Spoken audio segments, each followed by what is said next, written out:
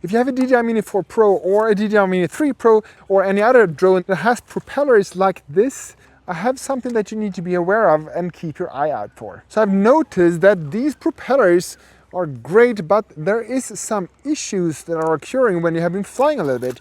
And that happened on some propellers that I actually switched out earlier today. And the thing is that I noticed that these little plastic things, they are coming loose like this.